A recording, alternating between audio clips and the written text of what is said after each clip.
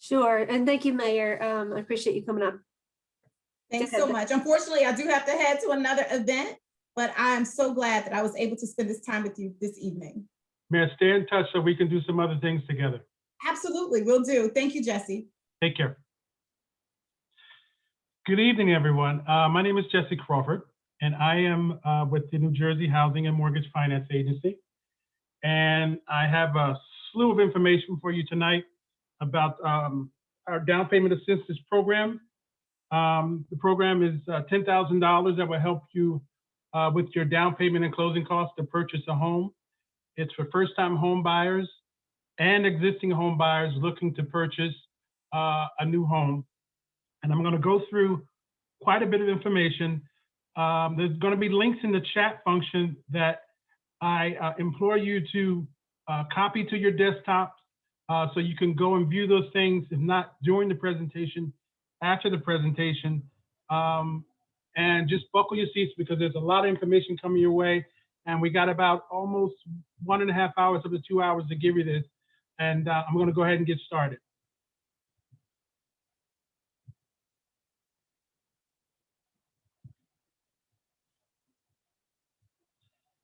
And let me share my screen.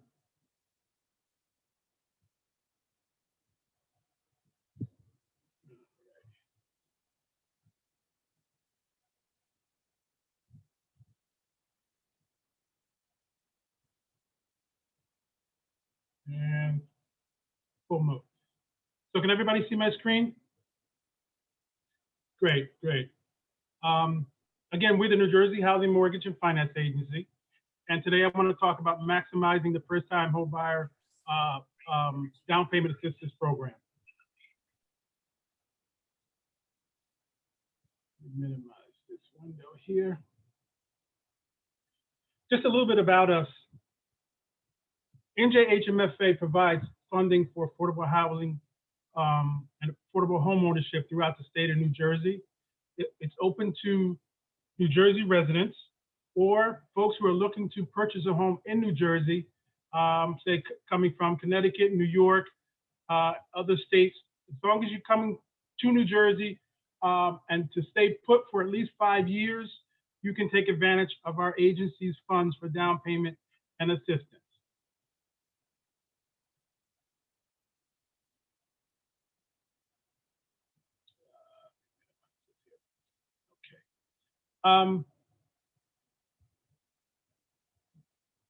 The number one issue with first-time home buyers is typically the capital for down payment and assistance.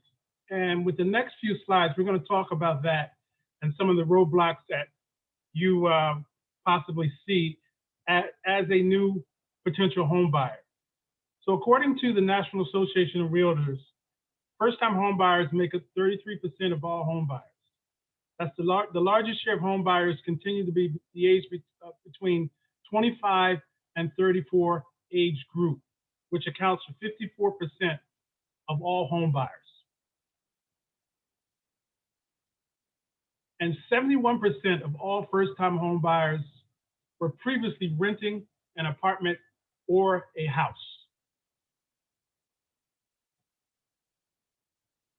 Now, the roadblocks to the home ownership typically are affording the down payment. As you can see in this particular graph, 68%.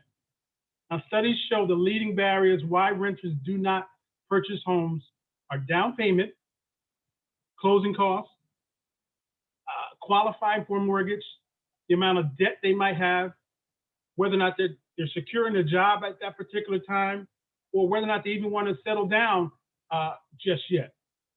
And the other issue is not enough homes for sale or not enough inventory for purchase.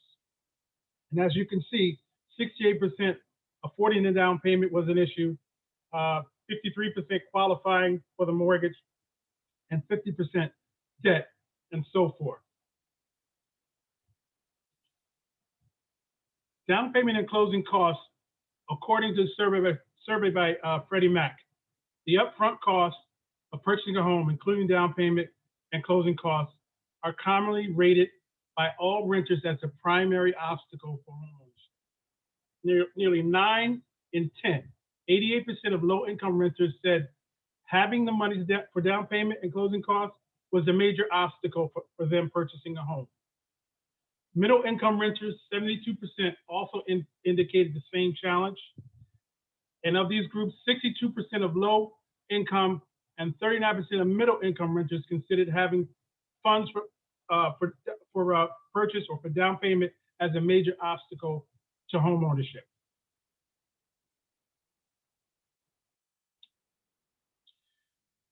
Here's a snapshot of expenses that prevent potential home buyers from purchasing a home. Number one thing on the list is student loan debt. Secondly, you got credit card debt, car loan, childcare expenses, healthcare costs. And I'm going over these particular graphs and slides to basically give you a full picture of what's the major obstacles for home ownership for first-time home buyers. And we're here to give you a solution to that tonight. Now, we have 2 mortgage programs available, and I'm going to go through them individually, and then I'm going to show you the difference between the 2 programs. They're both programs that provide down payment assistance, closing costs, down payment assistance and closing costs assistance, as well as the first mortgage for the property. Now we have what we call our first-time home buyer mortgage and our Homeward-bound mortgage program. They're what we call our foundational mortgage programs for our agency. And they both can be combined with our down payment assistance program, or what we commonly refer to as DPA. Now, each first-time homebuyer program provides a competitive loan for eligible borrowers to purchase their home in New Jersey. It can be your first home for one of these programs. It could be a second home or a third home, whatever it might be. You don't necessarily have to be a first-time home buyer, but there are some requirements, and I'll go over that a little bit later. Each mortgage is a 30-year fixed government-insured loan, and the interest rates for our products are determined by our agency, okay? And our agency each and every morning calculates the interest rate based on market conditions, and we dictate to the lenders what the interest rates are. The lenders do not change the interest rate at all. We dictate the rates each and every day, and we send them out by 10 a.m. to our lenders. Now, the first mortgage program we have is our first-time home buyer mortgage. Okay? The requirements for our first-time home buyer mortgage is simply this. The borrower must purchase and occupy a residential home in the state of New Jersey. You can live in New York and decide you want to move to New Jersey. You can purchase a home. You can utilize the funds for purchasing a home in New Jersey, but you got to stay put in New Jersey for 5 years, okay? Borrower must qualify and meet all requirements for our agency's mortgage loan originated through our participating lender, okay? We are not a originator of loans. We have a list of about 50 lenders, and those lenders will qualify you for a mortgage. They will underwrite your mortgage. They will close the mortgage with us. They do everything. We just provide the funding at this particular point. Okay, and the borrowers must, in the case of the first-time home buyer program, must be a first-time home buyer. Now, a first-time home buyer is defined as someone who has not had ownership interest in their primary residence during the previous 3 years, okay? So if you're renting somewhere for the last 3 years, that's your primary residence, then you're considered a first-time home buyer. Now, there is a caveat here for qualified veterans. Qualified veterans do not need to be a first-time home buyer. I'll repeat that.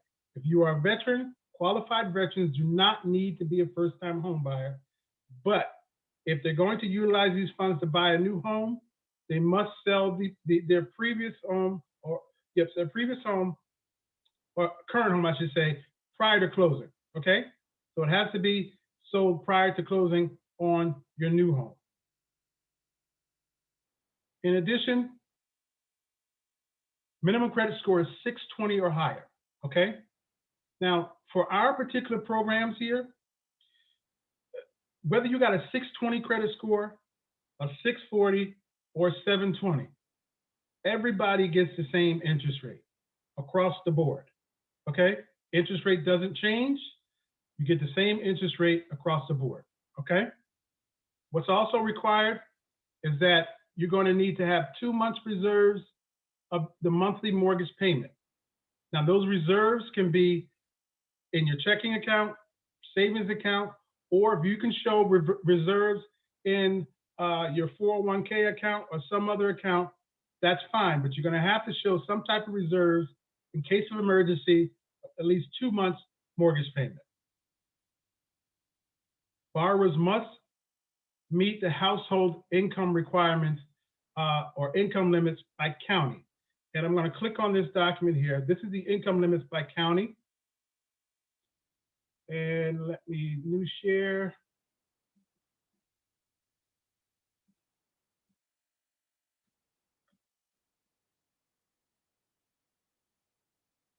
Can everybody see this?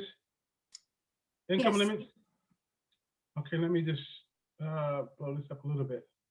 Okay, so if you can see here, these are the income limits by county, statewide income limits for the first-time home buyer program.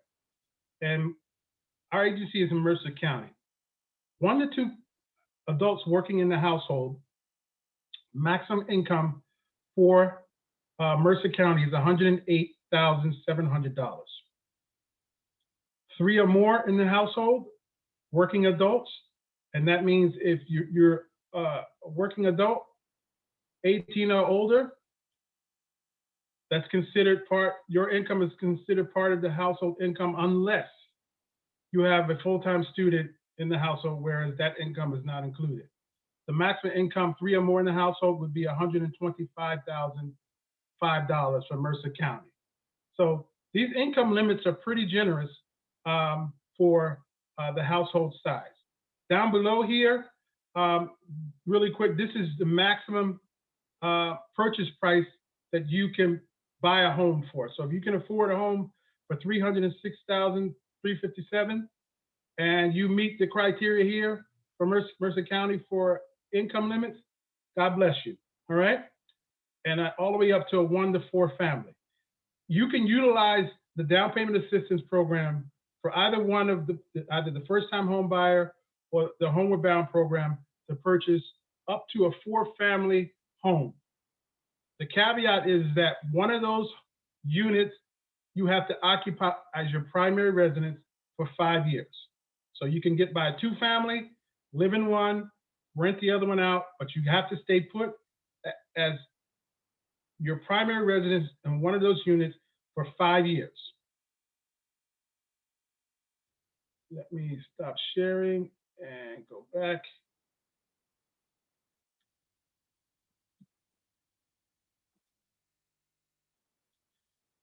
Okay, and the last thing on this particular slide, borrowers may not possess enough liquid assets to close the mortgage loan at 80% loan to value or less.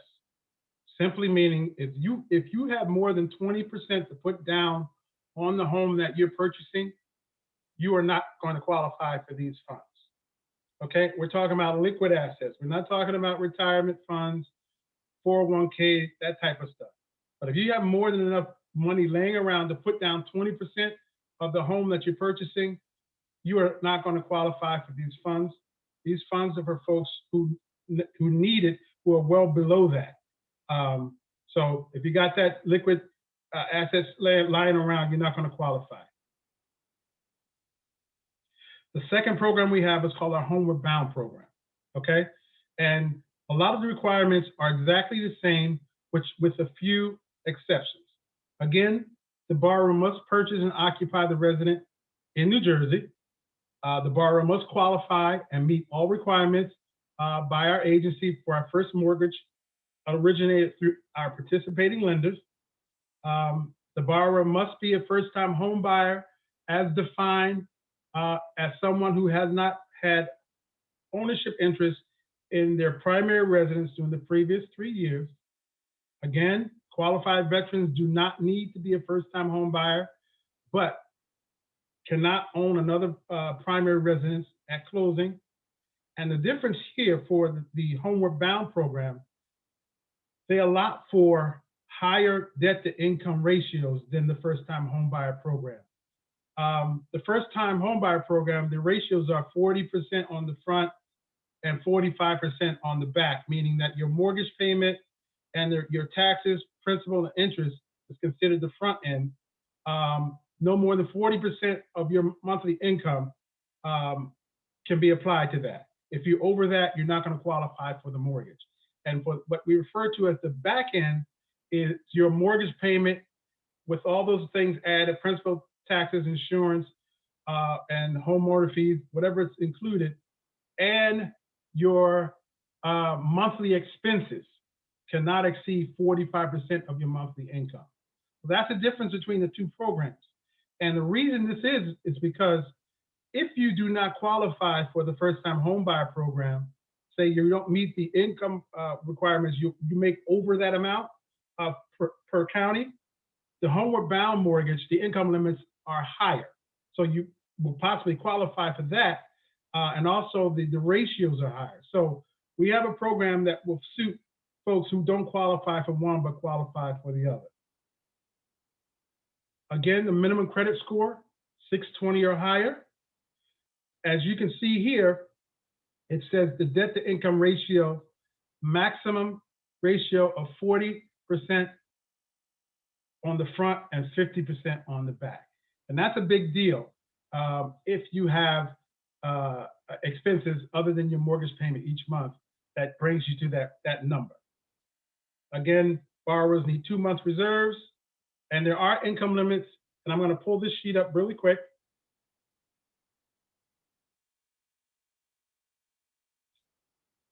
And let me get this going here. Okay, so our Homeward Bound program here, again, it's 30-year fixed government insured. All that's exactly the same with the exception.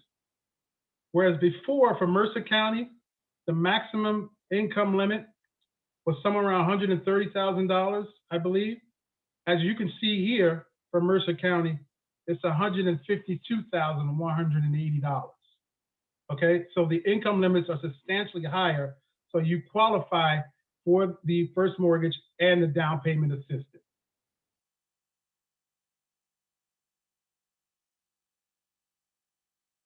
And as I said before, if you have more than 20% liquid assets, you're not going to qualify for this down payment assistance. Now, really quick, I want to talk about what we call urban targeted areas, or we refer to them as UTAs.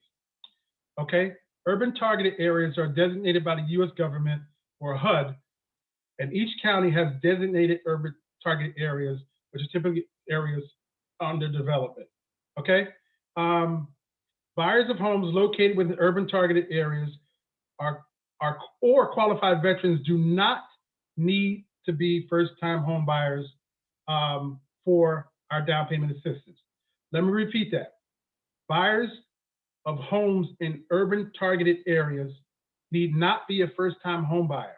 So you can own a home currently and you want to purchase a new home, you can utilize our down payment assistance to purchase a new home in an urban targeted area. And as long as you're selling your previous home prior to closing on your new home, okay? And qualified veterans obviously do not need to be a first-time home buyer. Now, the benefits of buying in an urban targeted area are higher income limits are permitted and qualifying for the loan, and higher purchase price limits are permitted. Now, the link down here at the bottom, I'm not going to click on it because it pulls up a really extensive website, but I'm going to explain what it actually does. So if you have a property that you're looking to purchase and you want to check to see if it's in an urban targeted area, this link will take you to a site where you can type in the actual address of the property, and it will tell you whether or not it's in an urban targeted area. By one, there's a legend on the right that says urban targeted area, yes or no. And then the screen also is color coordinated to show you the urban targeted areas around that house or if that house is not in the urban targeted area, where the urban targeted areas are in that general vicinity. So you could actually purchase a home on one street that's not in the urban targeted area, and look at the map, and one block over, it's actually an urban targeted area. So this map, the site evaluator for urban targeted areas is very important when you need to purchase a home as someone who is not a first-time home buyer and you want to take advantage of our down payment assistance program.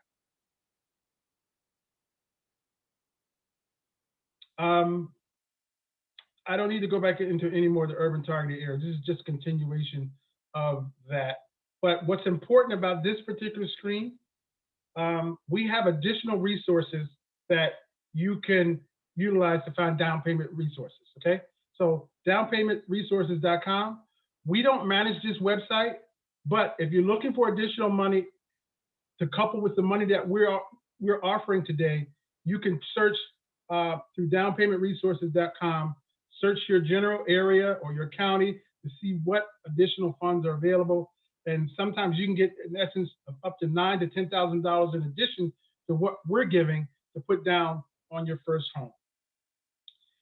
Also, very vital for folks, particularly first-time home buyers, if you haven't already done so, you need to pull a copy of your credit report so you know what your scores are, what information is being reported, and if you need to dispute some items, there's some errors on it, you can take care of those things before you actually apply for the mortgage. Annualcreditreport.com is the only government-approved website for free credit reports. You can get one free credit report each and every year from all three credit bureaus.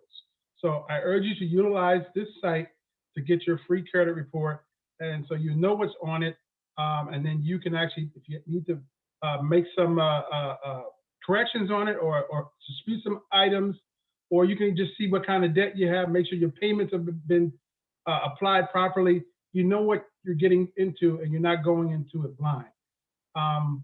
Also, as a part of our down payment assistance program, you're required to receive pre-purchase home buying counseling from a HUD certified counseling agency.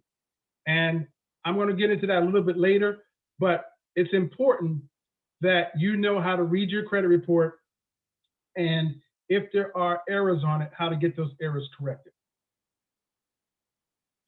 This slide, in a nutshell, will tell you the difference between both programs. I know I've gone over a lot, but this slide breaks it down pretty simple. Both, the minimum credit score is 620 or higher for the first-time home buyer and our Homeward-Bound program. The first-time home buyer has a lower income limit, whereas the Homeward-Bound has a higher income limit. So if you don't qualify because you're over the limits, obviously, for a first-time home buyer, then you can qualify for the Homeward-Bound. The first-time home buyer has lower income ratios, whereas Homeward-Bound has higher debt-to-income ratios. They're both 30-year fixed rate mortgages. Now, also the difference is with the first-time home buyer, the interest rate is a little less than the Homeward-Bound. The Homeward-Bound has a higher interest rate. And currently right now, the interest rate for the first-time home buyer is 2.875. For the Homeward-Bound, it's 3.25, okay? The other thing is, as I said in the previous slide, borrower must complete a HUD-approved counseling course for both of these programs. And you can go to HUD.gov to find a certified HUD housing counseling agency in your area. Some of those agencies provide, well, most of them now, they used to provide in-person credit counseling, usually a Saturday course where you would go through that course and then get your certificate at the end of the course. But everything's done online now. Some of these counseling agencies provide it for free, and others charge a small fee, okay? When you complete your credit counseling course, you get a certificate saying you completed it, and that certificate is good for 1 year. Hold on to that certificate because that certificate is needed to be supplied with your closing package from the lender. So your lender is going to request that from you, a copy of it from you, and submit that with your loan package. Credit counseling is required in order to receive our down payment assistance program. And as I said before, 1 to 2 4-unit properties are allowed as long as you occupy one of the units as your primary residence for 5 years. Really quick, these are the documents that is going to be required for your file. You're going to need 3 years tax returns or your tax transcripts, 30 days pay stubs, and 2 years W-2s are required for all adult household members when your file is submitted. They're going to ask for 2 months bank statements. They're going to ask that you show reserves for 2 months, as I said earlier. And reserves can be in personal accounts. Reserves can be a gift to qualify. So you can have a family member give you those reserves as a gift. You have to put it in the account, make sure it's in the account prior to applying for the mortgage. So it's in that account and sitting there. It's what we call season. Or provide statements of your 401k or pension. You don't need to withdraw anything. You just need to provide a statement showing that you have those monies in the event there's an emergency. Okay? Now, your down payment assistance loan from us, and it is a loan, but it's what we call a forgivable loan. It's a forgivable loan at 0 interest for 5 years. So it's not a grant, it's actually a loan at 0% for 5 years. Okay? Loan proceeds shall not in any circumstances be used to pay down your debt or reduce or satisfy any type of debt in order to qualify for the mortgage. So you can't utilize these monies to pay down anything, okay? But in the event, if there's excess and you can get money back at closing, and the realtor who's on this webinar can speak to that also. You can purchase a home with little or no money out of your own pocket at all, okay? And get money back at closing up to $3,000, okay? You can get things back such as your appraisal fee, your inspection, pest inspection, or even the home buyers course. So those are things that you can get back at closing. These certifications are not always applicable, but if there's a well septic, there needs to be certification for that. You need to have termite inspection. As I said before, the third bullet point on the screen, you need to have HUD-approved counseling from a certified HUD-approved agency, and that certificate needs to be submitted with your file. If the seller is a business, business formation documents are required. If the seller is part of an estate, a short certificate or death certificate is required. And if there's a power of attorney or POA, approval is required for the borrower or seller before the loan can go to closing. Final approval for your file. This is what typically happens. The lender will submit the loan to our agency for review. We will review the file for compliance. We're not underwriting the file. We're reviewing it for compliance to make sure everything is in order. Make sure you're being charged the right amount. Make sure your interest rate is correct. It's being not underwritten, but reviewed for compliance. Now, the initial review by our agency could take up to 5 days, but it doesn't normally take 5 days. If the lender submits the file to us in completion and everything is in that file, it can be cleared in 48 hours, okay?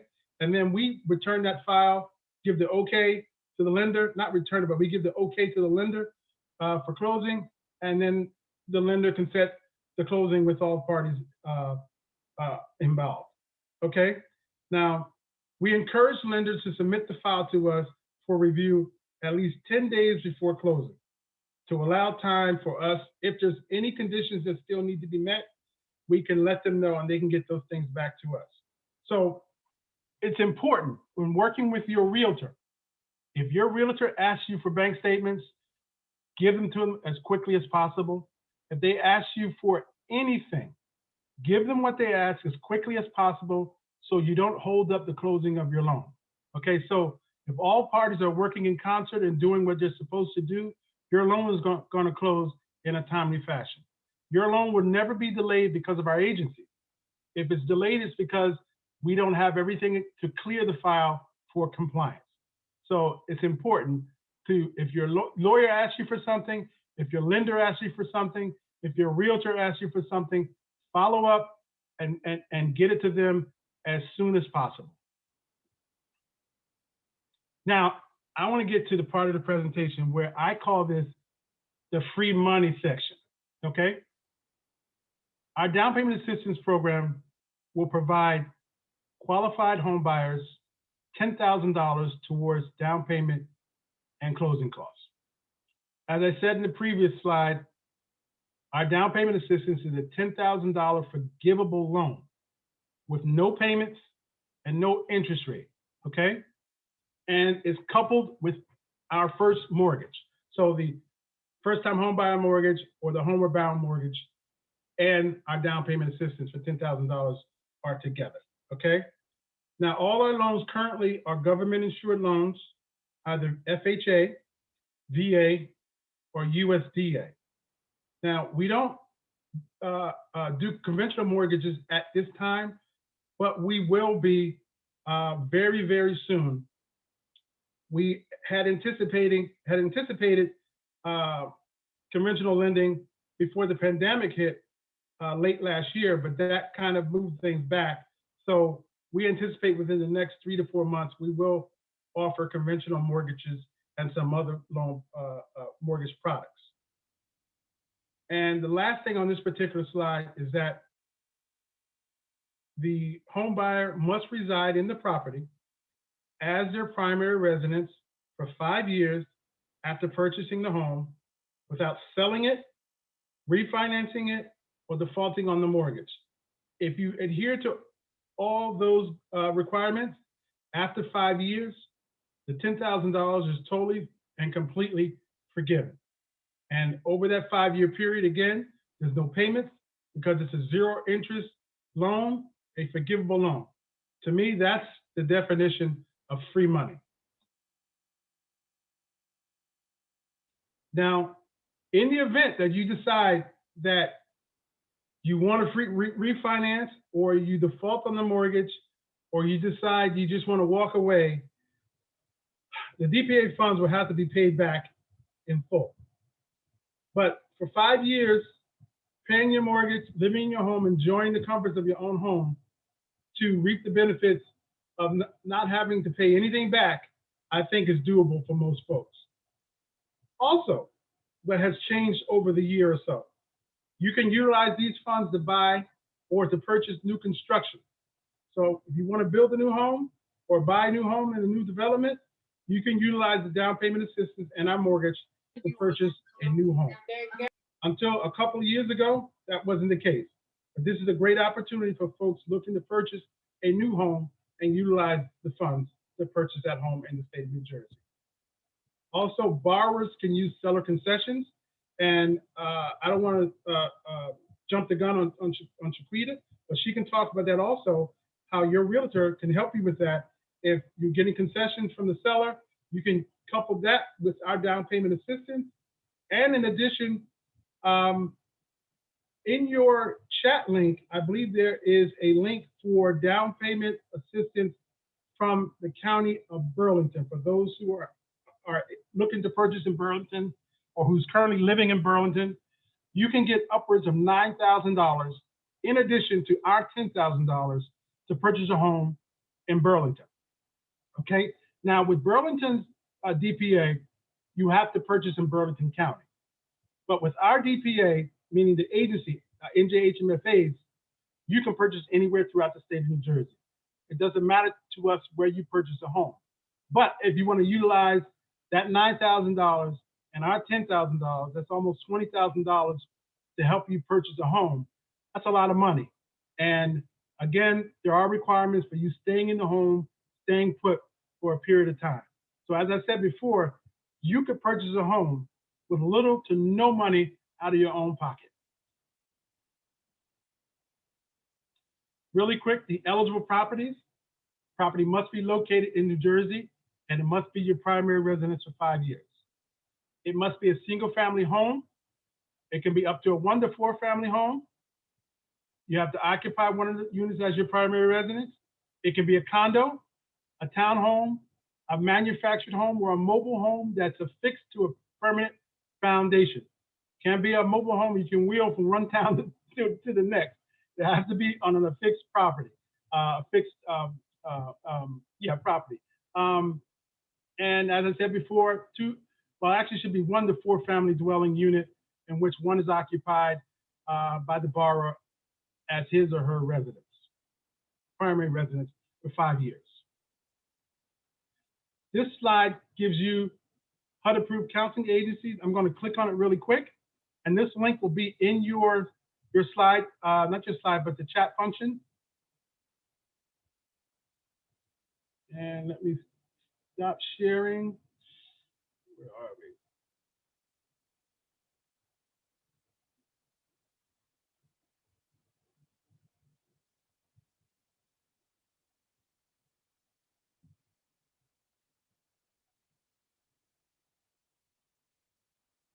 Okay, can everybody see the HUD.gov screen?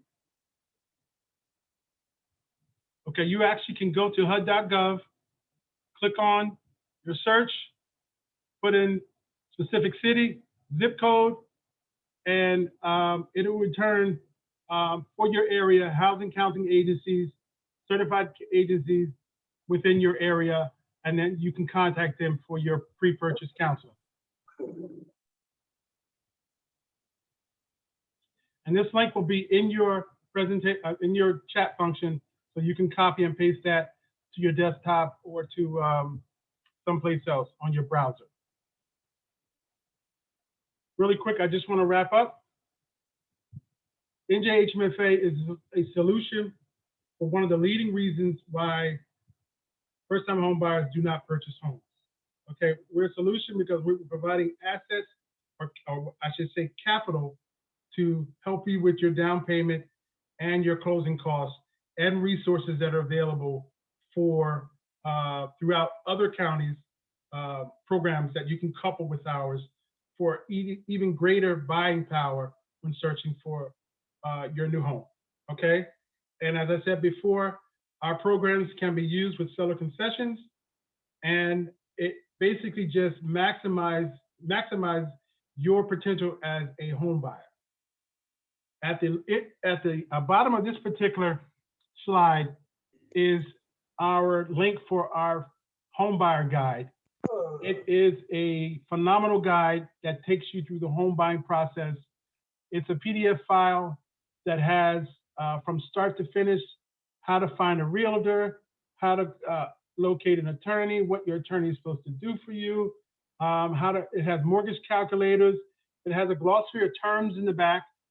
So if you're working with your realtor or your attorney or anyone else, and there's a term that you don't understand, you can flip to the back of this guide, and it will explain what that term is.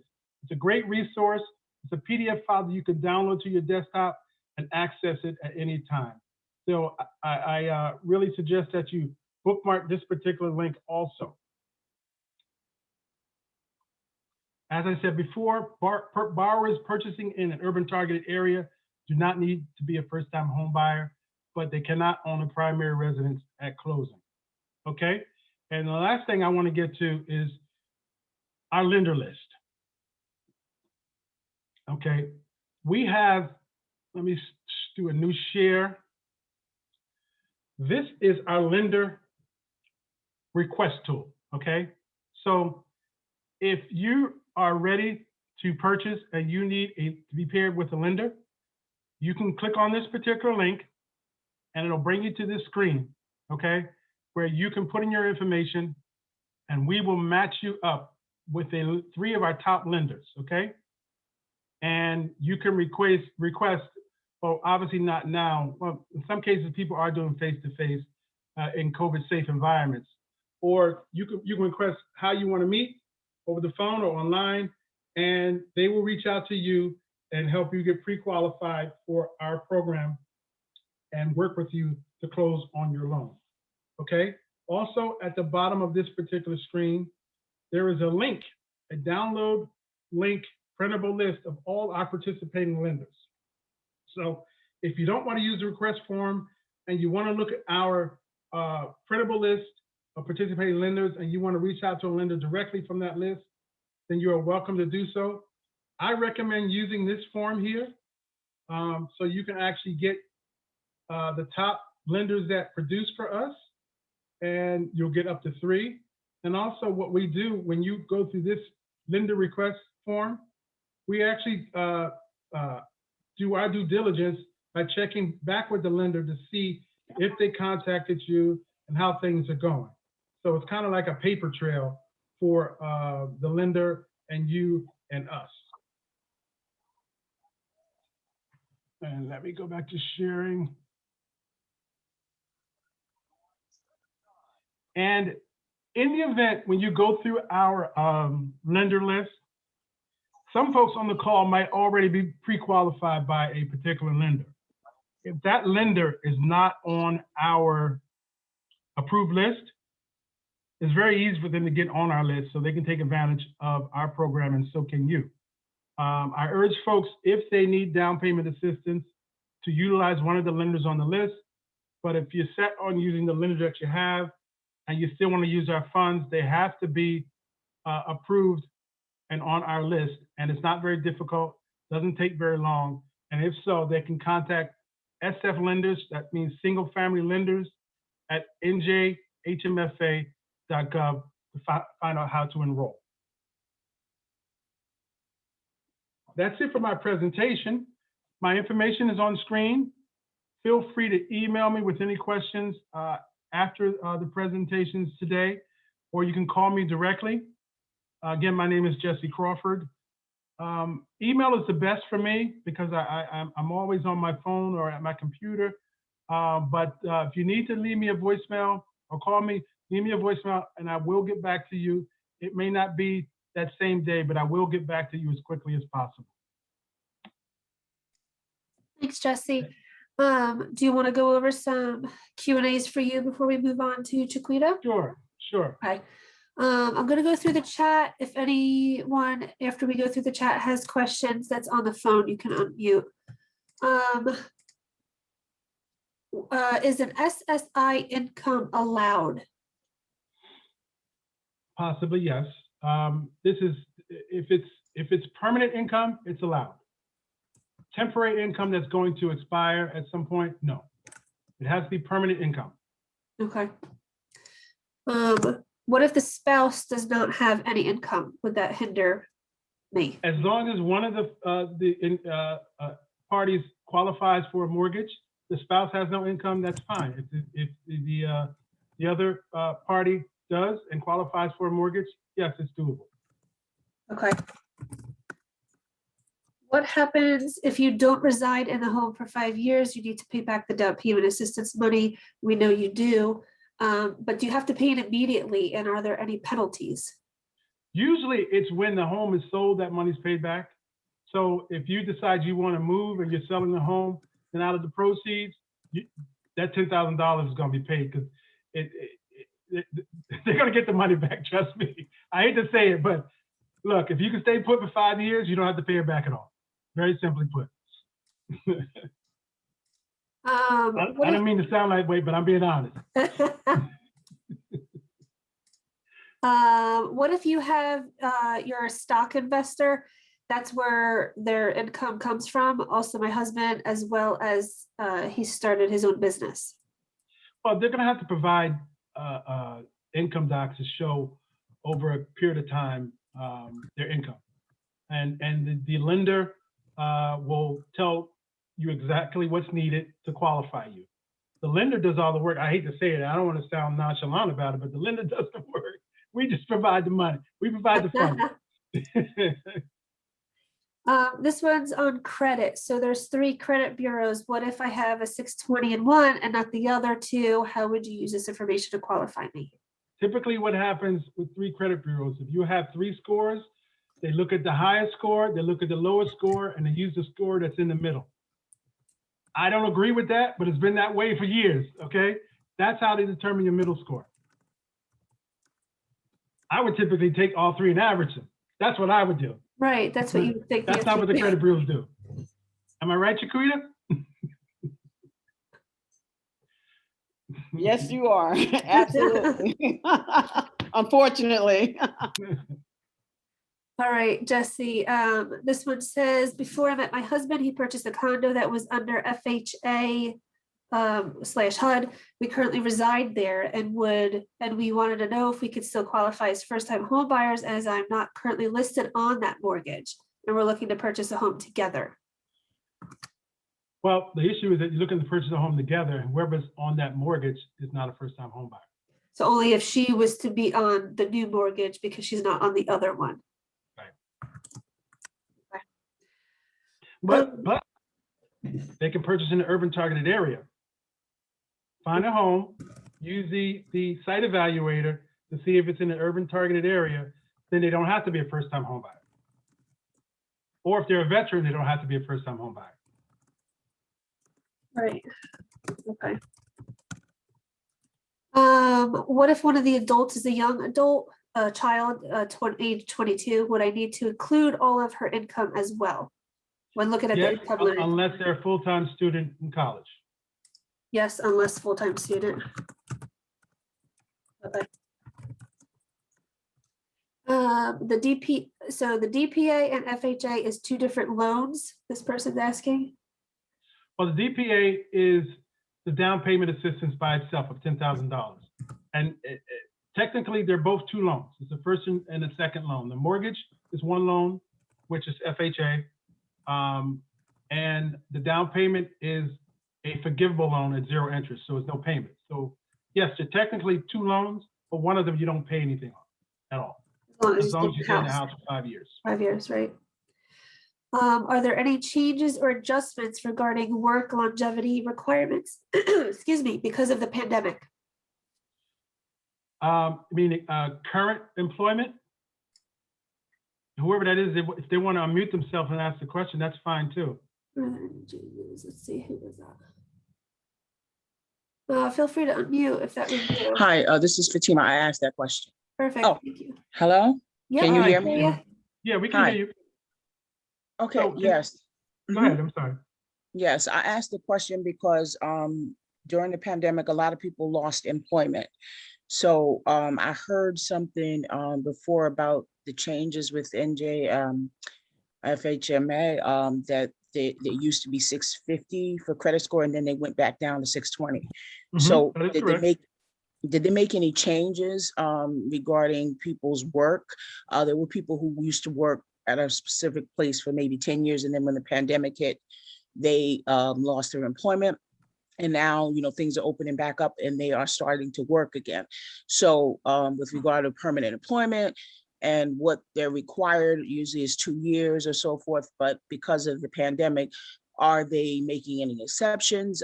Is there anything, any adjustments that they have made because of the pandemic, people's loss of work with regards to, you know, whether they're going to have to require a certain amount of years for that work?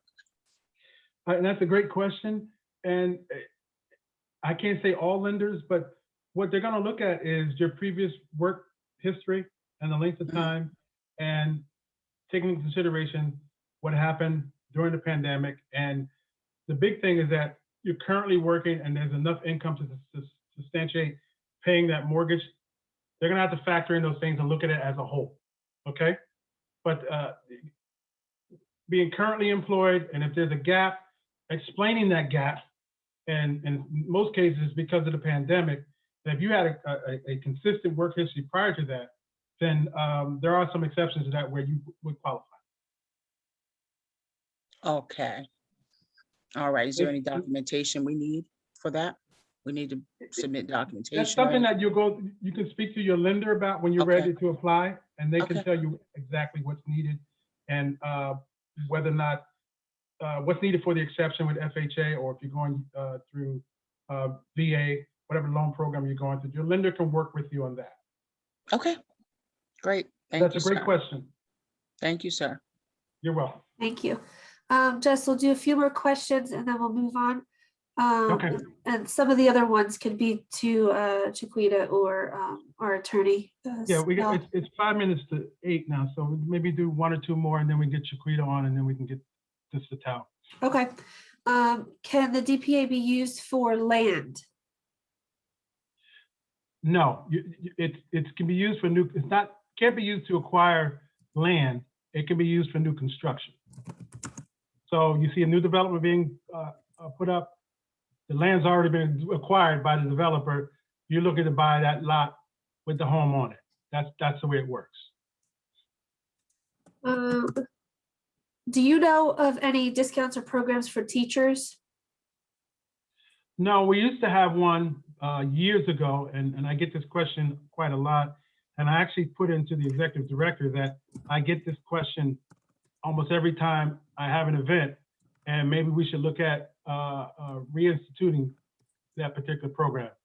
But currently, we don't have any program like that now. Okay. All right. And we'll get to the rest in a little bit, but Okay. Chiquita. If we don't get to all your questions tonight, we promise to follow up with the answers from the chat, okay? Yes, definitely. And then always, obviously, feel free to reach out to Jesse via email. But right now I'm going to move it over to Chiquita Pittman. She's from Remax Realty, and she's our realtor for tonight. Thanks, Chiquita. Yes. Hello, everyone. I just want to say this program is so awesome because when I started my career 30 years ago, we did not have any free money or any programs like this. So I encourage everyone that's on this webinar to please take advantage of these programs. And thank you, Cynthia and Jesse. You guys are doing such a great job. So basically, I live in North Brunswick. My office is in North Brunswick and Monroe. I've been selling real estate, like I said, for 30 years. And I kind of just want to update you on the market, walk you through the whole real estate process, and just kind of, give you some tips on this very competitive market, that we're in right now. I cannot stress how important it is to really have a team that are going to be working for you. And when I say team, I mean a good mortgage rep, a full-time real estate agent, a home inspector, and your attorney has to be a good real estate attorney. It's so important today because the market right now is very competitive. And when you meet with any real estate agent, the first thing that they are supposed to do is really supposed to tell you how we work and how we get paid. And it's so important right now in this hot market is to work with a buyer's agent, someone that's going to represent you, look out for your best interests, and have a fiduciary relationship to be able, they're obligated to tell you what's going on with the property, or if they hear anything on the grapevine while the seller is selling. It's just so important to work with someone that's going to protect, your best interest right now. So any real estate agent that you work with, they're supposed to tell you how we work. They're supposed to show you a CIS form, and it explains how we work and how we get paid. We do get paid from the seller's proceed, but it's just so important to work with someone that you do trust. The second thing I do have is the real estate transaction form. I don't know, Cynthia, do you have that or? Sorry, Chiquita, Oh, that's okay. prepared. That's okay. So let's say if we Let me get it. was able to find a property today and do a contract, just last year before the pandemic, we were able to close like in 30 to 35 days. Now, because of the pandemic, we're closing between 45 to 60 days. So if we found a property that we like, we put a contract on, say, for $250,000, you'll have a 3-day attorney review for your lawyer to review the contract. And I cannot stress how important it is to have a good real estate attorney, because unfortunately right now with the market being so competitive, you have some agents that will use your contract to try to get more money doing a 3-day attorney review. So Sital Shah, I've been working with him for probably close to 10 years now. He's very good at what he does, and he will fight for you, and he will also get you in and out of attorney review. Yes, this form right here. So there's two things that are going on with this hot competitive market. We have buyers right now, believe this, are skipping home inspections. So me as your buyer's agent, anyone on my team, if we are working for you, I am going to tell you to never, ever skip a home inspection. This is the biggest investment that you're going to make in your life. And you need to know exactly what you're buying from A to Z. The home inspector needs to check out the roof, the electrical, the central air, the furnace, the hot water heater, every outlet. And if he detects that there's maybe some moisture in the basement or mold, you can also do a mold test. If the property is very old and they converted from oil to gas, I'm going to suggest to you to do a tank sweep.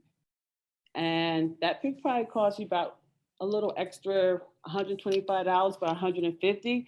The reason you want to do that, you never ever want to buy a property that has an oil tank in the ground, because that can be a nightmare if there's any contamination. The other most important thing on this transaction process is once we get through attorney review and we start the mortgage application, and we have buyers today that are waiving the appraisal. Now, technically speaking, you can't never waive the appraisal. The bank is going to always do an appraisal, but the market is so competitive right now with some buyers that have a lot of cash and they're going way over the asking price. It's just crazy, you know, what's going on, you know, right now. But this whole process can take typically to get a mortgage commitment from start to finish, should be able to get a mortgage commitment at least by 30 days, like 30 to 35 days. And then you should be able to close between that 45 and 60 days. Another important thing on this form is the certificate of occupancy. So there's been some changes in some of the towns nearby. Somerset does not require a certificate of occupancy. North Brunswick does. New Brunswick does. South Brunswick just started the certificate of occupancy January of this year. Now, this inspection is basically a township inspection. It's not a home inspection. They just basically go in and just make sure that everything's up to code. And if they finish the basement, did they get permits to finish the basement? If the hot water heater was replaced, if the furnace was replaced, they want to make sure that they got permits, you know, to do that. And when you buy any property and you're looking at a property and they have a finished basement, one of the first questions I always ask, did they get permits? And sometimes, you know, sellers say, oh yeah, we have a permit. Sometimes they don't have a permit, but it's so important for you to do your due diligence. And me as your buyer's agent, I'm going to check for you. I'm going to ask you also to call the township to check to see if they got any permits for any of the work that was done, because we want to make sure if there's any open permits, they need to be closed out before we close on the property. Because once we close and we didn't do our homework and there's open permits, guess what? You're going to be responsible, you know, for that.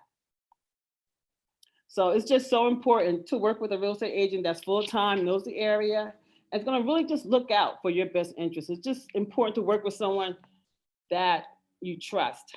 And because of the market's being so competitive right now, properties are selling.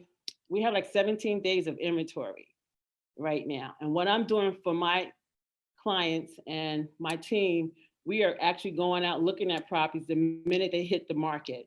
Because unfortunately, I'm sure if you've been, you know, searching on Zillow, Realtor.com, if it's priced right, it's sold basically like in 2 or 3 days.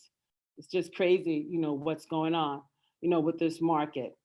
But again, I'm going to tell everyone not to give up, you know, just take your time and be patient, because, you know, it is a journey, and the market is not going to stay like this forever.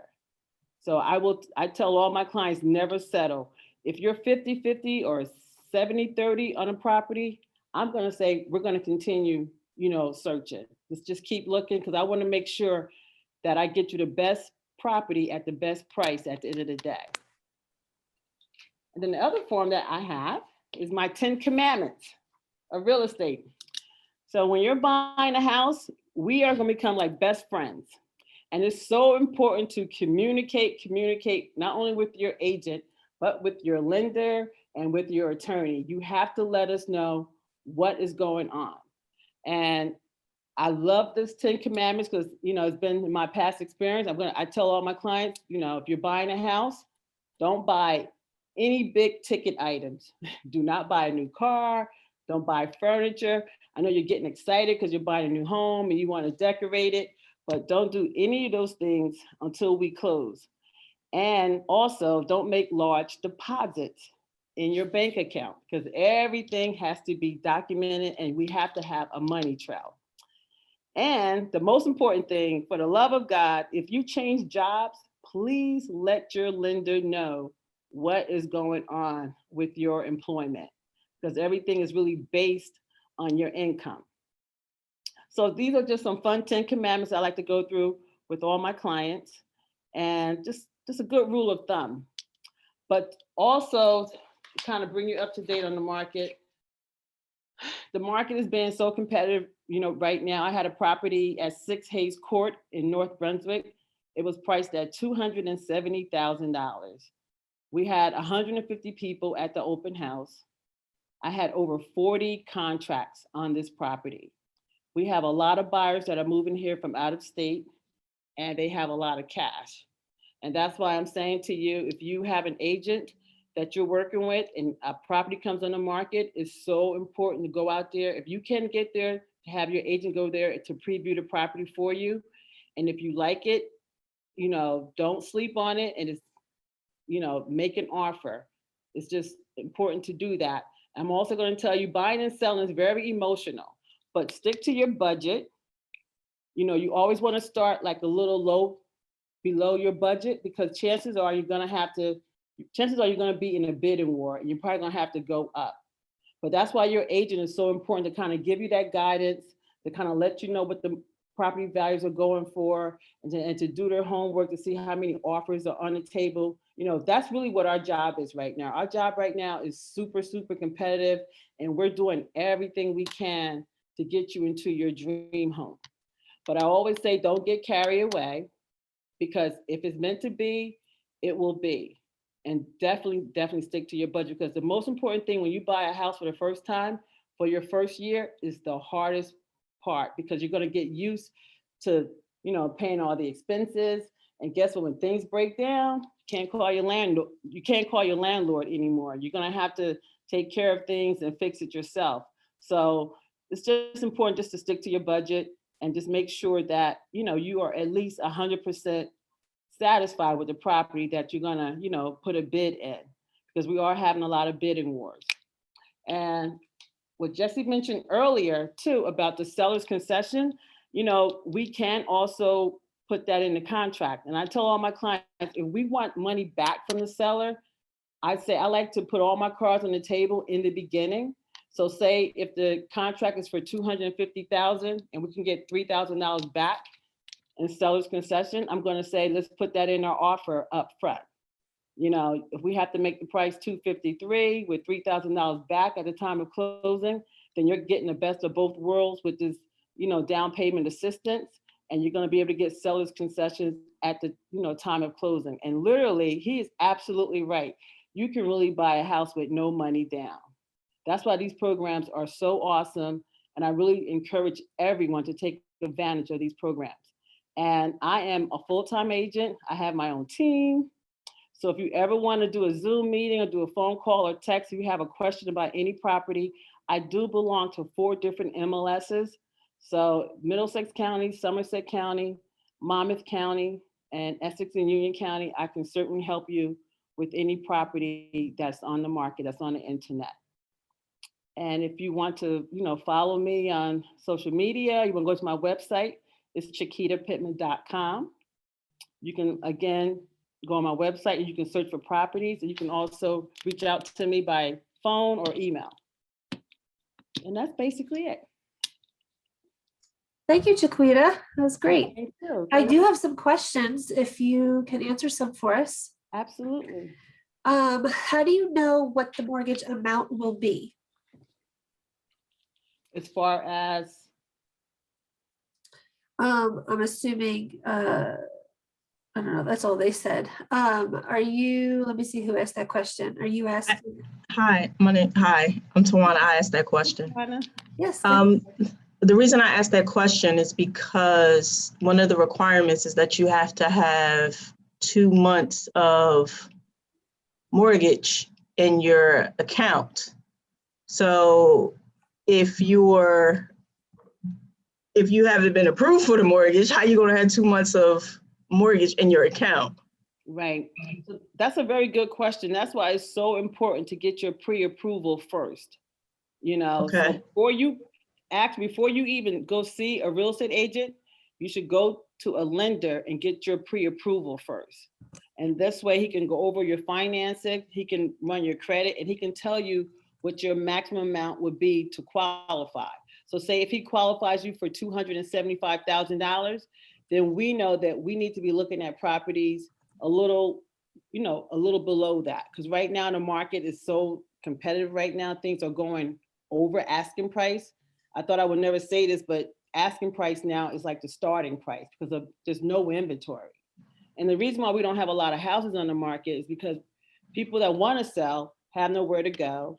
And also because of the pandemic too. People are still not, comfortable with letting a lot of people come through their properties right now.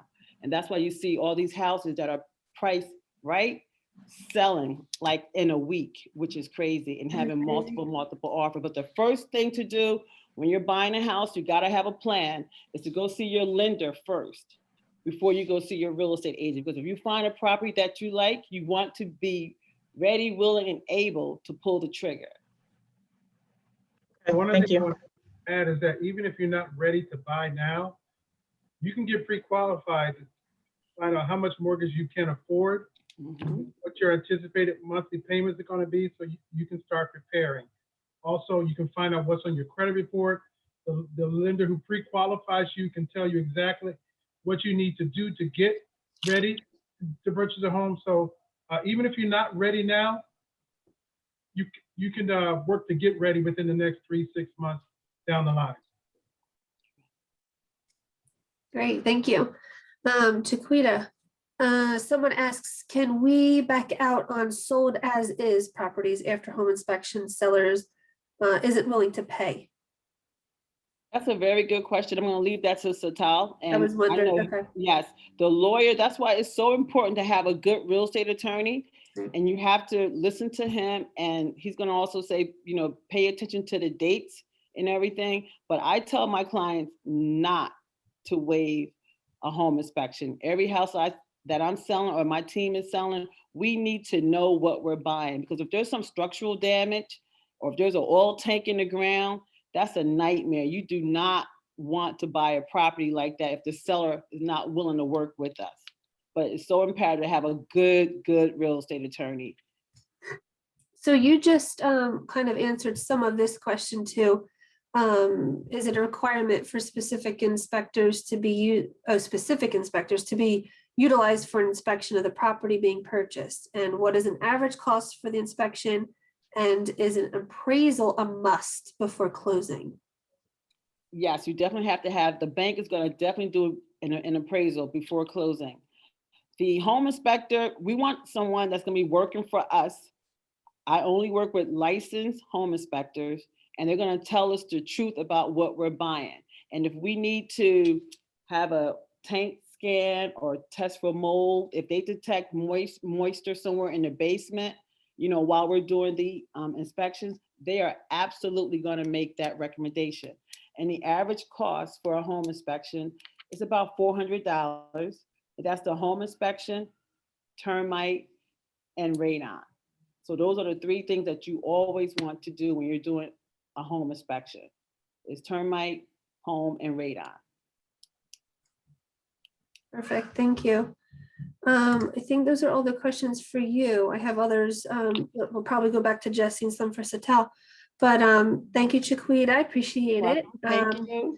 I'm going to move on to Sital Shah. He's our attorney. Thanks for coming on again, Sital. And I'm going to hand it over to you. Oh, I don't, we can't hear you. You're on mute now. It showed Okay. that you It showed that unmuted. you're unmuted, but you still can't hear you now.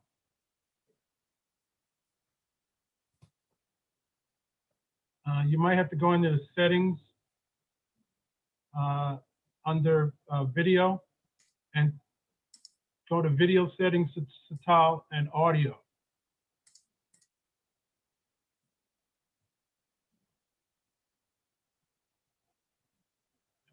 And at the top, you'll see speaker, test speaker. You might need to change your sound.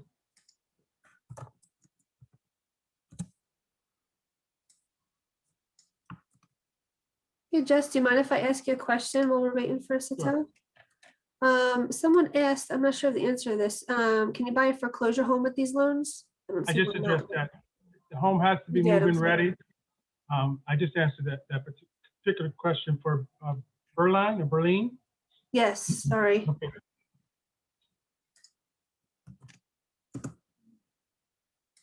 Yes, he answered the question for me. Thank you. Sorry Thank about that. you. I'm like keeping track on a different sheet, the questions, but I'm not seeing. I did have another question, if you don't mind, real quick while we wait. Sure. So my husband, he's new to the country and he's getting a job. Would we be able to apply for that program? Like, would he qualify just because I guess he wouldn't have an establishment with work for longevity. I don't know. Well, in order to qualify for a mortgage, you're going to have to show that you've been working for a period of time. And the other thing is have some type of tax ID. Doesn't have to be a social security number, but it has to be some type of tax ID number. And you can qualify for this particular program. Okay.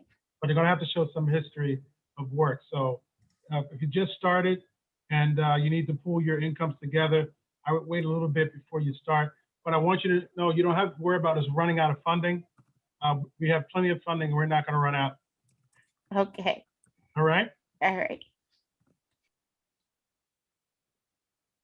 Sital, were you able to get on? Well, he's still having some technical difficulties, but we can go ahead and continue to answer some questions until Sital can get back on. Sure. If you want to unmute yourself and ask the question, that's fine. Hey, Jesse, it's Cecilia. How are you? Hey, how are you? Hey, Cindy. Okay, so I got a quick question. I'm looking into Habitat for Humanity. Can we apply for the DPA and first-time home buyer with Habitat for Humanity properties? Habitat for Humanity has their own programs, and I don't believe you can couple hours with theirs. No, theirs is typically you have what they call sweat equity for their mortgages, and they have their specific lenders. So, in short, no. Okay, thanks. All right. Basically either or, right? But it's a good program, but it's different. I think this is a yes, but is a lawyer required for the closing, or does it depend on where the property is located? It's not required, but Strongly enforced. personally, all of us on this call would tell you, I recommend it highly. Okay. Yeah. Right. Sital, can you unmute yourself? You're still on mute here.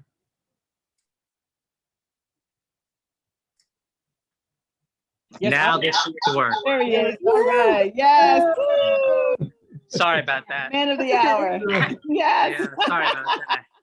Thank Go you, ahead. everybody. I'm tired of talking. Go ahead. Hi, no problem. Thank you all. Thank you, Jesse and Cynthia, for having us. And to all of you out there, thank you for coming to the seminar. There was a lot of wisdom that came from Chiquita. Very experienced, very sound advice. She's the woman I always say with the plan. She's been doing it for a long time. Whenever you sign a contract in New Jersey, there's a 3-day attorney review. You never have to worry. Once you sign a contract, you have 3 business days with your attorney to review the contract. That's business days. That means Saturday, Sunday, Easter, federal holidays do not count. So the point of attorney review is once the contract is signed, your attorney looks out for you and makes changes to the contract. Then the seller's attorney will look out for the seller. I like to call attorney review the agree to disagree period. That means if you agree to the changes, the seller agrees to the changes, and you both sign off, attorney review is done. The main thing you should realize is when you find a house in this hot market and you like a house and you've seen many and you finally like the home that you want, he or she that finishes attorney review first wins the game. That means if you sign off on the changes and the seller signs off, it's a binding contract and you move forward. Until that happens, if the seller gets another offer, you're done. They will accept the higher offer and it's over. So the faster you finish the process, it's in your interest if you like the home. In attorney review, we go over the contract. People often ask me, how much deposit should I put down? What's the rule? What's the rule? So there is no rule. It's what that you could put $1,000 down, $5,000 down, 10,000. It's usually what buyers want to give less, and sellers usually want you to give more.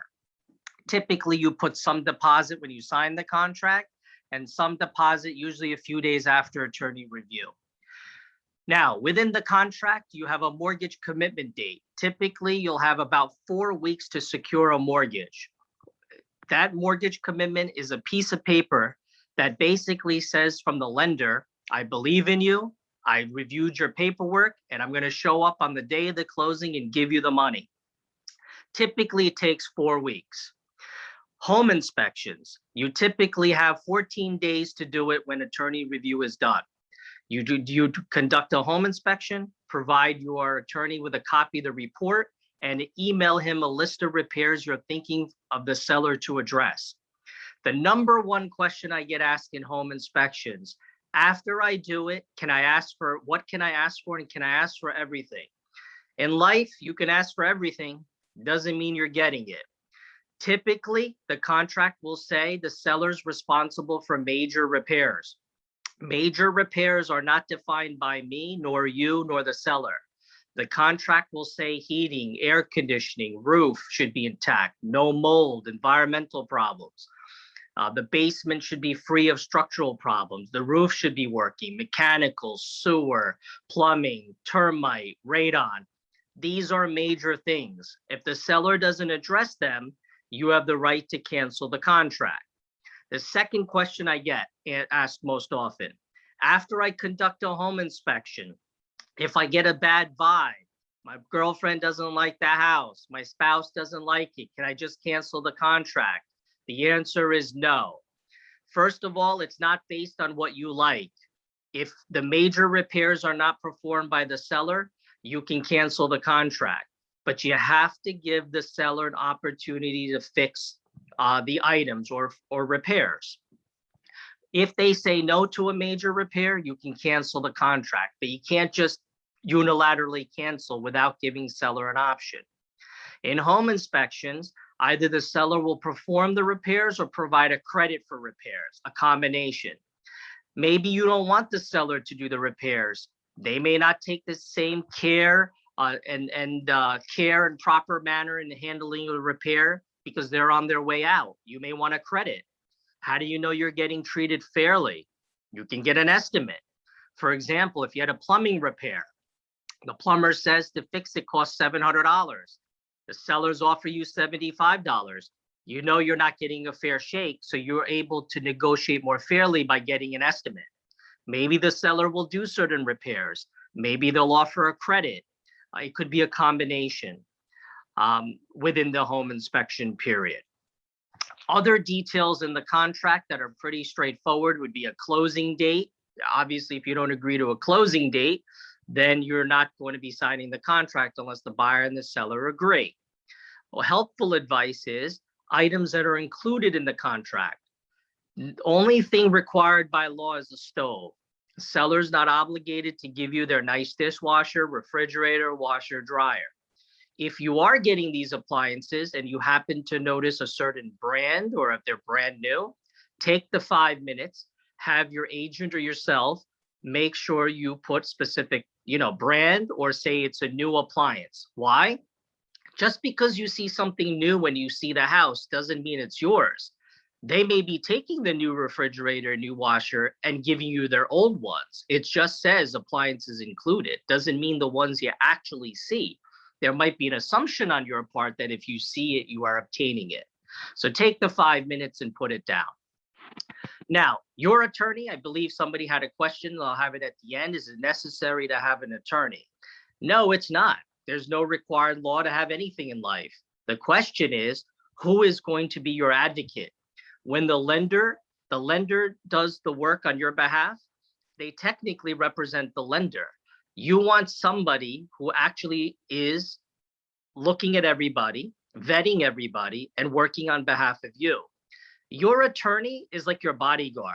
Imagine you're at a circus. His job or her job is to work with everybody, to work with the realtor, the seller's attorney, your title company, your surveyor, your home inspector, and with a common goal of everyone working together and your lender to get to the closing table. Now, let's say, for example, everybody was ready to close tomorrow. Let's pretend you're closing tomorrow, April 16th at 3 o'clock in the afternoon at your attorney's office. Typically, your attorney would have told you this evening how much money you have to bring to closing. You'd go to the bank and get a cashier's check for that amount. Prior to 3 o'clock, you would conduct a walkthrough. You want to make sure there's no damage to the property. It's not a second chance to do a home inspection, but you want to make sure there's no damage. For example, if the heating system was working when you signed the contract and the heating system was working on the day of the inspection, you'd expect it to work at closing tomorrow. Suddenly, if you find out it's not working, there has to be a resolution. Is it something that can be fixed? Is it a credit the seller can give you? Is it a big problem where you have to adjourn the closing and then decide what the true cost of repair is and reschedule the closing? So a walkthrough is very important to do in the house prior to closing, to advise your attorney and your agent who will be with you when you do the walkthrough to see if everything is in proper working condition, no vandalism, no damage. Now, having said all this, I will end by telling you one thing at the end. Try to remember this point. I know Chiquita also alerted to the township inspections. All the sellers have to do is get in a township inspection, as Chiquita mentioned. Some towns have what's called a carbon monoxide smoke detector certification. Some towns have what's called a certificate of occupancy. As Chiquita mentioned earlier, every town has different requirements. Some towns will have both certificates seller has to give the buyer. Some towns will just have a smoke detector certification. Some towns will just have what's called a certificate of occupancy. In simple English, the building inspection done by the town for the seller. Some towns have both. Bottom line, seller has to give this to you. If you don't know what you need and you're curious, you always can go on Google. You can always call the township's office, a code enforcement, and they'll tell you what's required. Now, if everybody can listen on this last point, I saved the best for last, I believe. When you are getting these certificates from the town, I'm going to give you an example. For example, let's say you bought a house in Somerset County today, and you saw a finished basement and you liked it. And you said, I could see myself in this finished basement. I want this house. I like it. Half of the population may wonder whether the basement is legal or illegal. The other 50% of the population, the thought may not even occur to them. They're so excited, they sign the contract and they move on. This is where attorneys make a difference. This is where a real estate attorney makes a difference. Hiring somebody who does not do any real estate, I'm going to explain in about 4 minutes the pitfalls. If you remember, in Somerset County, I said there's only one inspection involved. It's called carbon monoxide and smoke detectors. That means the fireman comes in, checks the detectors, they work, they give you a certificate to the seller, and they sign off. That's the only requirement in Somerset. For example, if you bought a house in Somerset and you got a finished basement, your attorney or you may ask, how do I know it's legal? The seller's attorney may respond and say, here you go. This is the only township inspection required, the smoke detectors, I'm giving it to you. Now, your attorney has two choices. I don't blame you. You have no idea. Your attorney can accept that certificate, move on, proceed to closing. Or your attorney can block that by having some knowledge and say, this isn't enough. What is actually required is a permit for the basement. What does permit mean? It's a simple piece of paper that you have to obtain from the township and pay a fee. That gives the seller the permission to do work like a finished basement. Once a seller is finished, they got to call the town back and they have to do a re-inspection. If it passes, they sign off on that piece of paper that says the basement is legal. Now, let's assume you closed with your attorney and you got the smoke detector certificate. You're happy, you closed, you had your housewarming, barbecue, no problem. Fast forward 3 years later. It's now your turn to sell the home and the next buyer loves your finished basement. They see the flat screen TV on the wall, you include it in the purchase as a bonus. However, this buyer asks you, is the basement legal? You give them your smoke detector certificate, which is what you received when you closed. However, this buyer is much smarter than you. Remember, there's millions of people much smarter than both of us. This buyer says, no, I want to see the closed out permit. They call the township and the township says, we have no permit on file. That means the basement was not done legally. Now, the buyer will demand that you make it legal. Your answer will be, I closed like this. I didn't do anything wrong. This is how I bought it. That defense will work in third grade. That will not work with anyone else nor the new buyer. The new buyer is going to ask you to get the permits. Now, the last point, and I will end, but remember this last point, I believe it'll save you a lot of money and aggravation. Now, how do you protect your interest? How do you know whether that basement's legal or not? It's against my interest to tell you generally this advice because I make a decent living, a very good living, helping clients solve these problems after closing. What you can do is contact code enforcement in any township. That's code enforcement. Just contact them. And you have to fill out a form called Open Records Public Act. It's a free form, doesn't cost money. With COVID, I believe you can all do it online. Once you complete this free form, the township has to give you whatever information they have in your file about the property you're buying. They may have nothing, but the point is, if you fill it out, you'll know if they have something. Why is this important? Let's say you bought the house in Somerset and the seller says, I have a brand new roof, a brand new finished basement. Now you learn something in the seminar that you need a permit, a permission for this. If the township doesn't have any records of this, it's your job to tell the attorney who represents you to say, hey, we want them to get the proper permits. Why do you want to do this? Because anything after closing is on your dime and your watch. If you don't do this and you close, it can become an expensive process. For example, to legitimize a basement, you may need architectural drawings, plumbing, electrical, and the legal fees are quite expensive. You'll be very upset spending money on a basement, legitimizing it when you had nothing to do with it.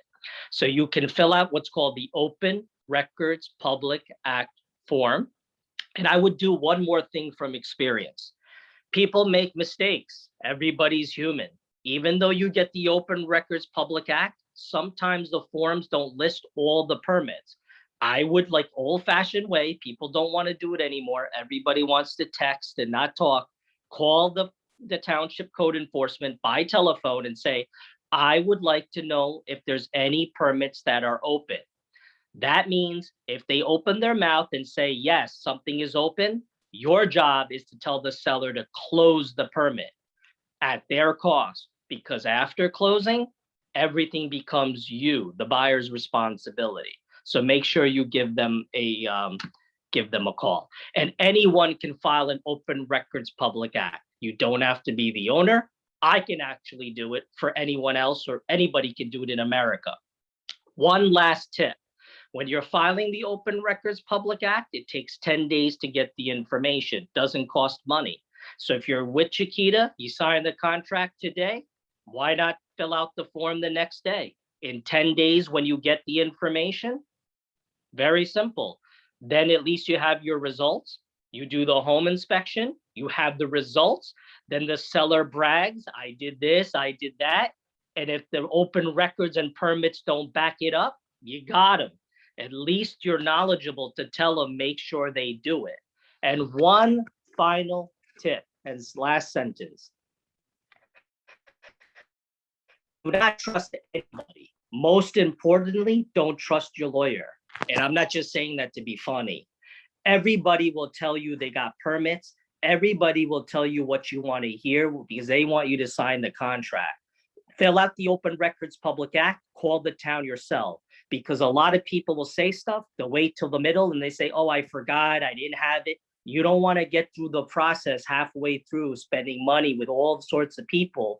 And then the seller decides they don't want to deal with a situation they should have rightfully dealt with. It'll save you money. I'm not sure. I know Cynthia introduced me and Chiquita.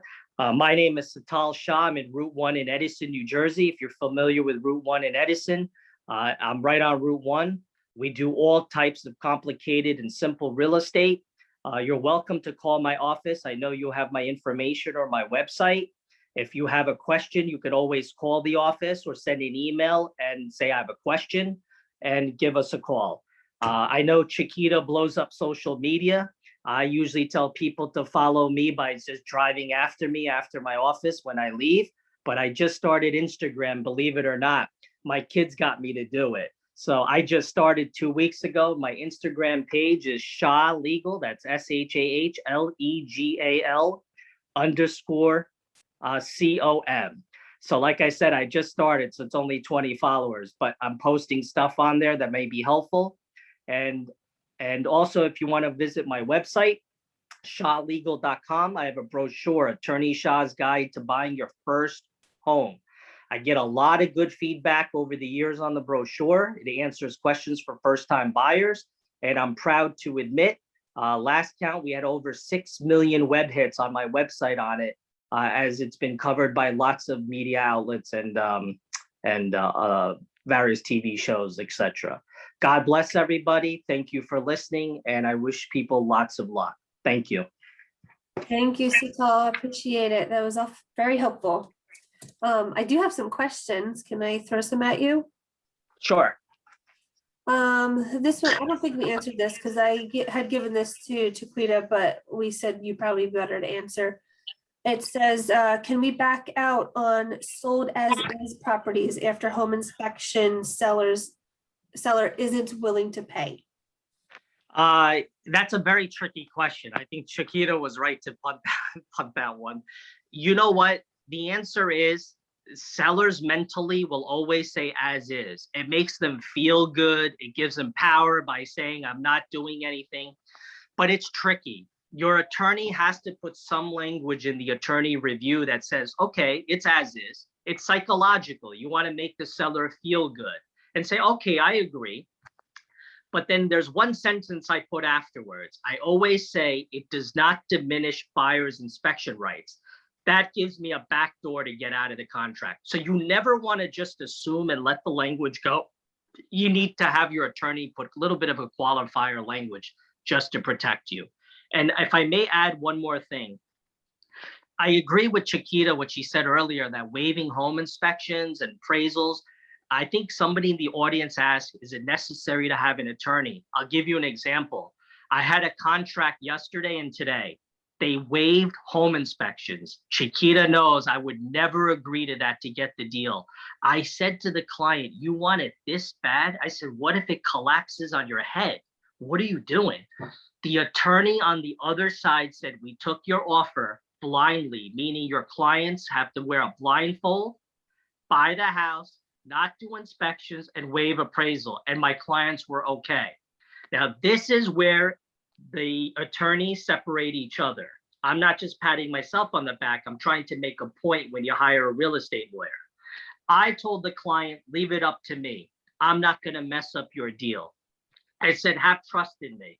I told the attorney, we'll agree, we'll waive inspections. But if there's anything structural or mold, we have a right to back out automatically. The attorney yielded on that point.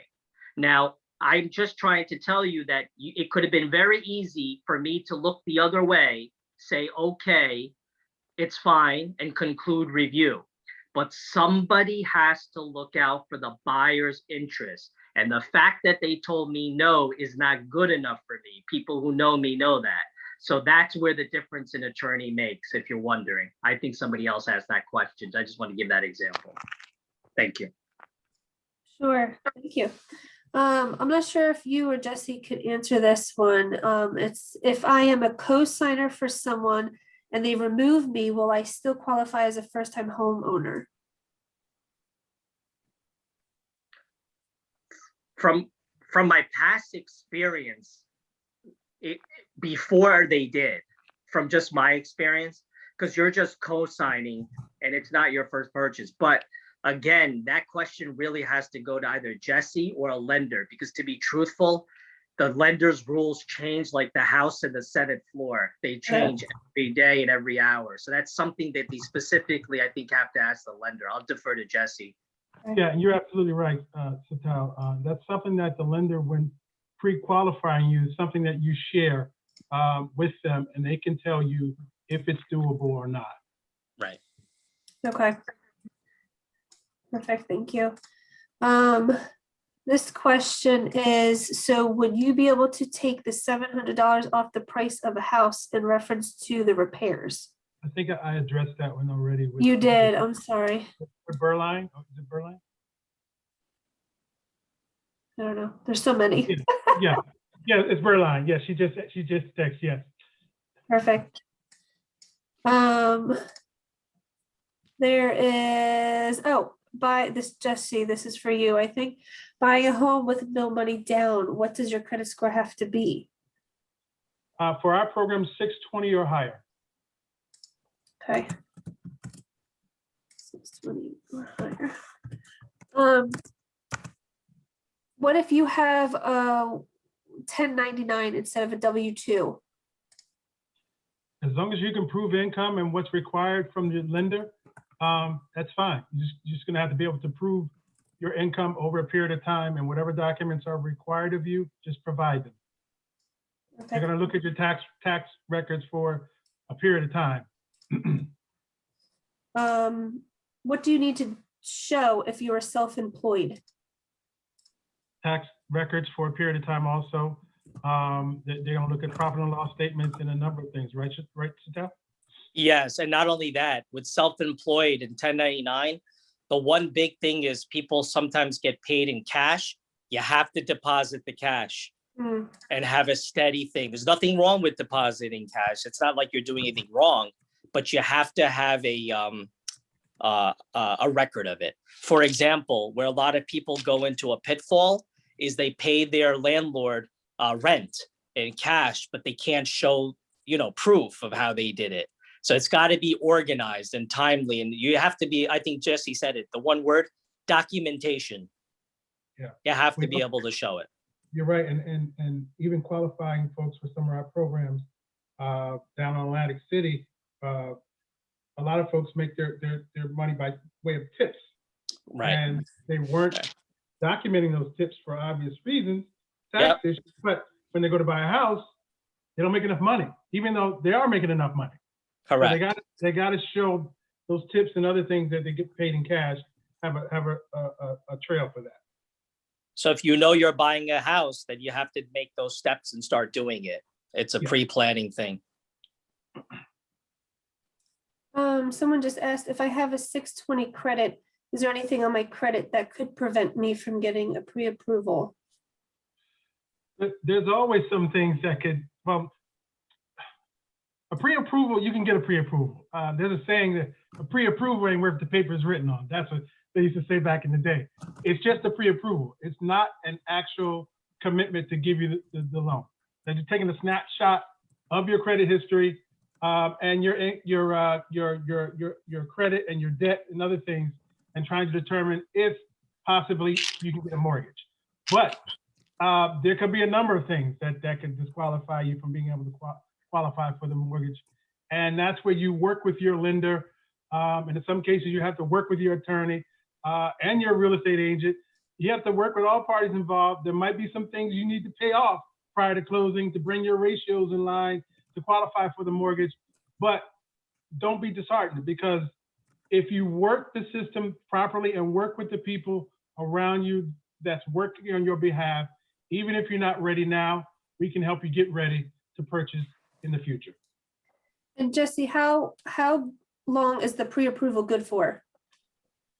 Usually a pre-approval, if I'm not mistaken, is anywhere from 30 to 60 days, if I'm not mistaken, or 90 days maybe, it depends. I mean, they can actually put any date on the pre-approval. It's the actual commitment that you're more concerned about. Because they can always give you a new pre-approval. Okay. Sital, I think this one was from you. This was from your earlier discussion when you were presenting. What about mortgage insurance and others, like say flood insurance? Well, flood insurance, you would have to, in attorney review, you would have to order, once you get out of attorney review, you'd have to have your attorney order a flood search. Very important, because generally the contracts will give you 7 days or 14 days or 10 days after attorney review to run a flood search. If your attorney or you don't ask for it, nobody runs it, and after that time period expires, you're bound to that. If it's in a flood zone called A as in Apple, V as in Victor, that's flood zone A or V, that requires flood insurance. And you'll have to talk to your lender about the cost. And sometimes you can get out of flood insurance. I don't want to get complicated here, but sometimes you could actually get out of flood insurance if you get what's called the survey elevation survey certificate, where you can show the lender it's not required. But typically you'd have to talk to your lender about the cost for insurance once it's determined it's in a flood zone. Okay, great, thank you. I didn't know that either.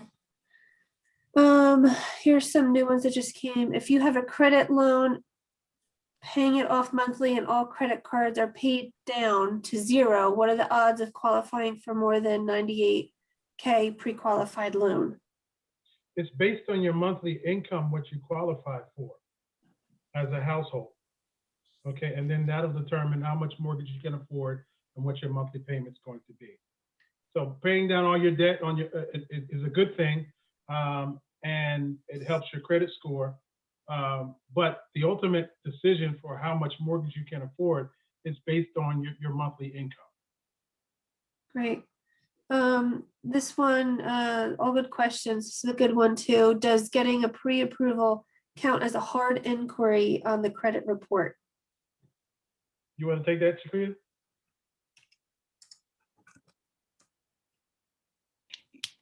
Yes, it does. You know, there's this myth about, you know, if you have your credit report run by a couple of different lenders, if you do it pretty much like in the same time frame, then it's really not gonna really, you know, affect your credit report in a negative way. You know, so it's just important, if you have more than one mortgage company that's going to run your credit report, you need to do it fairly quickly, close together. Not have one mortgage company run your credit report and then 90 days later have another mortgage company run your credit report. You want to do all this in the beginning if you're going to shop around trying to get the best rate. You would say like within a few weeks of each other, something Yeah, like like that? a matter of days, like a week, like, you know, all in the same week, to be honest with you. Same week, okay. Yes. And typically Right. what you should do is if you want to get a different quote or pre-approval from multiple lenders, I would run them within the same week. Get 3 different lenders to give you a pre-approval and then decide from there which one is best suited for you. Right. And then we have one more. How extensive is the pre-approval process? The pre-approval process is not extensive at all. It's, I'm sorry, the pre-qualification process is not extensive. The pre-approval process, to get a firm commitment, you have to provide a number of documents that I went over earlier, like your tax records for 3 years, pay stubs for 30 days, and a bunch of other things. And then once underwriting reviews all that information and clears it, then you get a firm approval, and then they work towards the actual commitment date, a firm commitment. Great. Well, good questions. Those are all the questions we have right now. I want to thank everyone for coming. Jesse, Chiquita, Sital, thanks for coming on and presenting all of this great information. I just want to remind everyone that's here that if you do have questions, please feel free to reach out to Jesse, Chiquita, or Sital. I did put their contact information in the chat, and you will also receive all of their information plus all of the resources and links and things that I put in the chat tonight in an email tomorrow morning that will go out. We have a thank you email that'll have all that within it. If for some reason you did not register for this and someone had just sent you the link, please send me your email address now so that I can add you to those emails, the email tomorrow. And if you want to be on any upcoming emails HMFA sends out for any home buying information. But thank you, everyone. And I want to also make one other announcement here Sure. for everyone on the call. We are doing these webinars every Tuesday and Thursday up until June 17th. We're trying to cover each and every county throughout the state of New Jersey. So if you know someone who's looking to buy a home, I suggest you can go to our website to see when the next webinar is going to be. And if it's for a specific county that you know someone that lives in that county, you can tell them to sign up for that particular webinar. But every Tuesday and Thursday, we're going to be doing these until June 17th. Yes, and I'm actually going to get the link to our website right this second, and I'm going to put it in the chat. And that page that I'm going to put in there is the website that we have all of those. Let me change this to everyone. While you're doing that, who's this?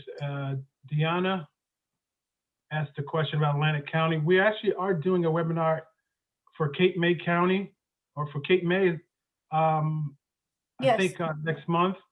If you want to jump on that, understand that even though we're doing it for a specific county, you can purchase anywhere throughout the state. We're just trying to market it for each and every county, all 22 counties throughout the state. But you can take any webinar that we provide and purchase anywhere throughout the state of New Jersey. You don't have to wait until your specific county comes up on the list. Right, and some other people are asking now. So like Jesse said, if you're not in that county, feel free to come on any of them. We're pretty much talking about a lot of the same information, especially our HMFA programs that we have. And the only difference would be if that specific county or municipality area has their own program that they can either combine with our, well, we try to just show the ones that can combine with ours to give you more money towards your house. But some of them might have that, that's all. So if you're joining, say, Camden County, but that's not where you're buying. And if we're talking about a program that's only for Camden County, then just disregard that one piece, but the rest of it's going to be all helpful. So yes, please come on, feel free. This was recorded and I will put a link in that email tomorrow as well. That'll have the recording on there. So you'll have this as well. Hey, Cynthia. Yeah. Can I just say one thing? Yeah. I forgot to tell everybody that, well, I just thought of it when Jesse said it. We assist clients in every county. So if anybody's in a particular county, you shouldn't feel like, oh, I'm in Cape May or I'm in Gloucester County. Mr. Shah is in Edison. We travel and do the closings in every single county. So don't let that be a barrier to wonder geography, whether, oh, should I hire an attorney or can I see the attorney? So we do it everywhere. Just want to let the audience know that if they need assistance. Thank you. Great. All right. Well, thanks again, everyone, for coming on. I know we went a little late, but I'm glad we had all these questions and got all this stuff answered for you. So again, reach out to us if you have questions, and we hope to hear from you soon. Everyone, have a great evening. Yes, thank you. Stay safe, everyone. Thank you. Yes, stay safe. Bye-bye. Have a Good night, good everyone. night. Thank you. Good night. Thank you. You're welcome. Have a good night, everyone. You too. Good night. Good night, everyone. You too. Good night. Great job, Cindy and Jesse. Thanks. Thank you. Good night, guys. Good night. All right, take care. All right, stopping recording. Hey, you know, the turnout